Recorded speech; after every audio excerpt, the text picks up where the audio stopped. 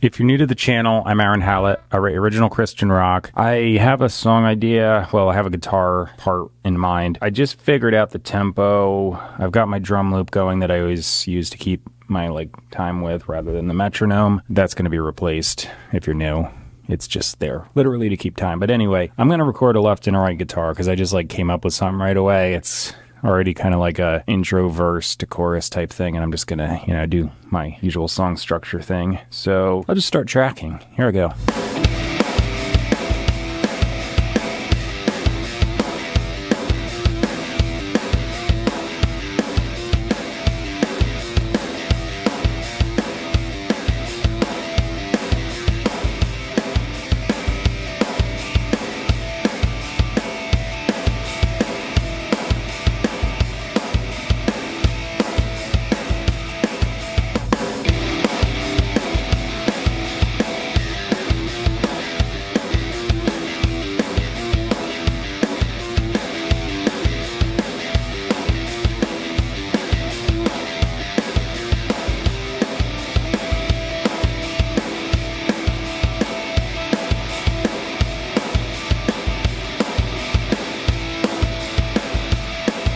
So I did a right and a left side. On the right side, I just did a couple things in the chorus. I'm doing that big C chord, so I was just gonna go okay, I want to fill that out a little, so I went up to the major third, did doubled octaves and let a few open strings ring out since they're in the key anyway. I'm not gonna do any more guitars except for the guitar solo, so that's gonna be in the third verse. I'm just gonna improvise it. So here goes that.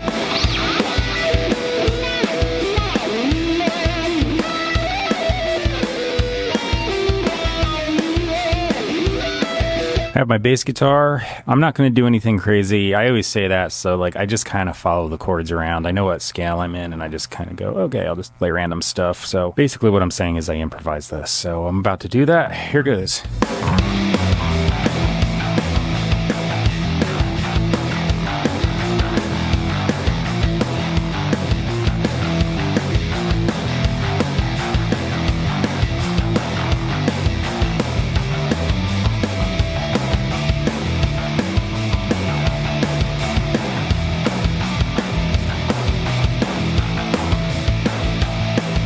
The bass part's done. I might have had a mistake or two in there, but, who cares? The trick to that, though, is, I just improvise stuff, and whatever I come up with, I just, make a mental note of it as I'm going. So I'm okay, I did this in the chorus, so I'm going to repeat it. That way it sounds consistent. That's, how I go about it. Otherwise, it's, complete nonsense every time you come to a new part. Okay, so the drums, I got the loop deleted. I'm just going to start tracking them. I've got the metronome turned up now. I like to play it so you can see why I don't like playing to this,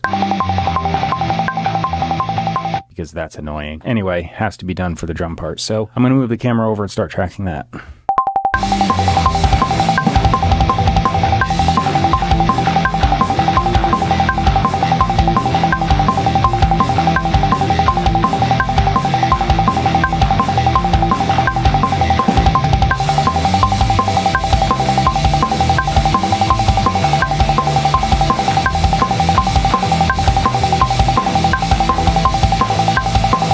After doing the drums, I came up with a melody idea really quickly, so I was just warming up my voice and stuff. I do talk text, so really easily puts down the lyrics for me, so I can do this pretty quickly. So we're talking 10 minutes. I'm just gonna sing through this. I got my scratch track here for reference. That's me warming up. I'll play it.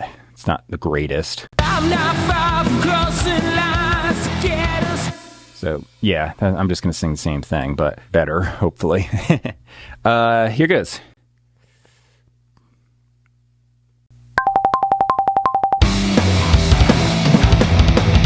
I'm not far from crossing lines to get us back to life. Starting first, quench the dark, feeling nothing change. Are you with me to save my life?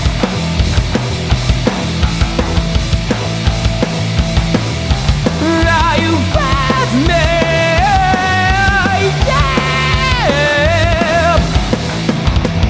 So, I think I got that in one take. Usually it only takes me 2 or 3, but I usually screw up something first try, but I got it. Cool. The lyrics are going to be in the description box. If you want to check those out, you can see what I'm saying. They're at the bottom. This thing's like sliding down my head. If you go right above the lyrics, you're going to see where you can purchase and stream my music. It's a bunch of online retailers that most people use, like iTunes, Amazon, Spotify, Google Play, YouTube Music, etc. If you use one of the ones in the list, go to it, type my name in their search bar. You should find me. It's the same name as the YouTube channel, which is just Aaron Hallett. Up above that, you're going to see PastorMelissaScott.com. I mentioned this is Christian rock, so I put that there because it's the best Bible teaching I've ever seen, and I don't know of anyone else that does what is happening at the end of that link, which is real, actual scriptural exegesis, which is just taking the Bible in context, all of it, and not bringing in subjective ideas, opinions, denominational skews, just whatever people bring in, all kinds of traditions and stuff. So I could actually say a lot of churches aren't even preaching the gospel anymore, which is bizarre, but they're really kind of not. So the center focus should always be Jesus Christ and what he did on the cross to redeem us. Jesus played the part of the kinsman redeemer, and you can check out the book of Ruth, which really elaborates on that. It's also in Leviticus, obviously. He was willing to pay for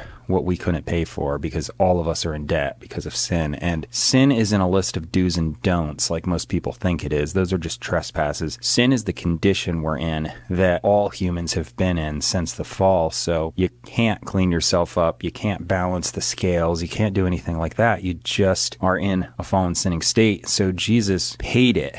So as long as we look to him in faith, he bought the whole field. Like there's like an analogy where he bought the whole field, pottery, broken potter from the potter, and God's the potter, we're the clay, so he molds us and shapes us into what he wants. He paid it all, but he can now choose who he wants, and he's looking for a certain quality, and that quality is faith, so faith is the only way you can please God. The teaching at the end of the link goes into this in great detail, and it's really super amazing stuff. They're not bringing in any weird ideas or anything, just what the scriptures are actually saying, because since nobody does that, most people don't even know what the book actually says, and they don't want to read it for themselves. So check it out. Cool things happen, like translations from the original languages and historical context, and currently they're doing this whole teaching on the lost tribes. Pastor Melissa Scott is the pastor at Faith Center. She took over from her late husband, Dr. Gene Scott, and combined they got 50 years of teaching. They both have the same teaching from the book. They're both doing it the same way, aside from a few nuances in their teaching style, like slight differences, but pretty much the same thing, and it's just super awesome. So there's a lot of teaching on faith, on stewardship and giving and various things like that. They're one of the only churches I've ever seen that even talk on, like, say, like the woman with the alabaster box. Jesus said, wherever this gospel's preached, tell what this woman did for me. People don't get that, and they don't understand the faith walk and how faith is ongoing and continuous. You keep trusting God implicitly. He wants you to keep holding on. So it's a whole thing, but check it out. For now, I'll just say subscribe, like, comment, share if you want to keep seeing my stuff. I'm just going to keep writing songs indefinitely if I can. Yeah, so the song's coming up right now. Enjoy.